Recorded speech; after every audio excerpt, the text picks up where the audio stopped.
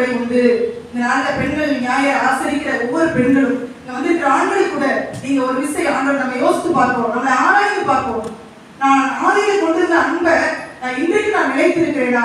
ஆண்டவர் சொல்றாரு, நீ இன்ன நிலைமையிலிருந்து விழுந்தாய் என்பதை நீ நினைத்து பேசினா மன திரும்பு. ஆண்டவர் ஒரு வாய்ப்பை கொடுக்கிறார். இந்த நாளிலே நீ மன திரும்ப வேண்டும் என்று வாய்ப்பு கொடுக்கிறார். நம்ம மன திரும்புவோமா? நம்ம இறுதியை ஆண்டவருடைய சமூகத்தில் ஒப்பு கொடுப்போமா? நம்மளுக்கு ஒவ்வொருவருக்கும் தெரியும் நம்மளுடைய தனிப்பட்ட வாழ்க்கையே நம்ம ஒருவேளை வெளிப்புறமாக நம்ம எல்லாம் பரிசுத்தவான்கள் போல காட்சி அளிக்கலாம், ஆவிக்குரியவர்கள் போல காட்சி அளிக்கலாம். ஆனால் நம்முடைய உள்ளான இதயத்திலே ஆண்டவருக்கும் நமக்கும் எவ்வளவு ஒரு இடைவெளி இருக்கிறது என்பதை நாம் அறிவோம். நம்ம தனிப்பட்ட ஜீவியத்துல நமக்கு தெரியும். நம்முடைய ஆவிக்குரிய வாழ்க்கையில நம்ம எந்த நிலைமையில இருக்கிறோம், செத்த நிலைமையில இருக்கிறோமா, நான் அழகா இருக்கிறேனா அல்லது நான் குளிரா இருக்கிறேனா அல்லது வெதுவெதுப்பா இருக்கிறேனா என்பது நமக்கு தான் தெரியும். ஆனா இந்த வசனம் அழகாக சொல்கிறது, நீ இன்ன நிலைமையிலிருந்து விழுந்தாய் என்பதை நினைத்து மன திரும்பி ஆதியில் செய்த கிரியைகளை செய்வாயாக. ஹல்லேலூயா. அந்த இளையகுமாரன் என்ன செய்தார்? அப்படியே என் தகப்பனை விட்டு வந்துட்டேன், இனிமே வேற வழியே இல்லை, எங்க அப்பாட திரும்பி போறதுக்கு வழியே இல்லைன்னு சொல்லி அப்படியே பன்றி மத்தியிலே கலந்தானா? இல்லை. அவன் என்ன செய்தான்? எழுந்து நான் என் தகப்பனிடத்துக்கு போவேன் என்று சொல்லி அவன் எழுந்து தகப்பனிடத்துக்கு போனான். போன பொழுது அவன் எல்லா ஆசீர்வாதத்தையும் இழந்து போனதை அவன் திரும்ப பெற்றுக்கொண்டான். ஹல்லேலூயா.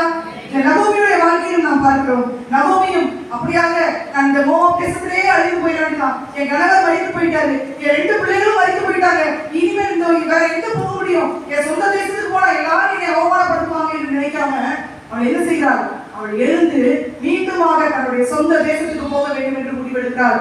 அவள் எடுத்ததுனால அந்த முடிவெடுத்து மீண்டுமாக தன்னுடைய தேசத்துக்கு வந்த பொழுது அந்த 4ஆம் அதிகாரத்திலே நாம் பார்க்கிறோம்.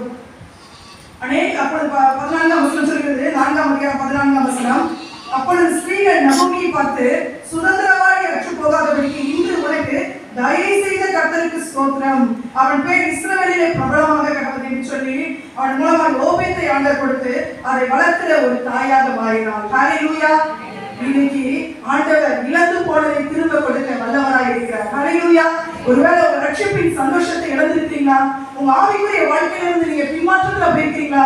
சங்கீதக்காரன் சொல்கிறாரு 51ஆம் சங்கீதத்திலே, நான் இந்த ரட்சிப்பின் சந்தோஷத்தை திரும்பவும் எனக்கு தந்து என் உற்சாகமான ஆவியை தாங்கும்படி செய்யும் என்று சொல்லி ஜெபித்தாரு. இன்னைக்கு நம்ம ஒவ்வொரு ஆண்டுடைய சமூகத்துல கேட்போம், ஆண்டவரே நான் இழந்து போன அந்த ரட்சிப்பின் சந்தோஷத்தை எனக்கு திரும்ப கொடுங்க ஆண்டவரே. நான் ஜெபிக்கிறதுல இந்த வருஷத்துல ஒருவேளை நான் அதிகமாக ஜெபிப்பேன் ஆண்டவரே, நான் வேத வாசிப்பேன், அதிகமாக வேதத்தை வாசித்து தியானிப்பேன் ஆண்டவரே, ஊழியம் செய்கிறதுல இன்னும் அதிகமா ஊழியம் செய்யணும் ஆண்டவரே சொல்லி உங்களை அர்ப்பணித்து பாருங்கள். இந்த பெண்கள்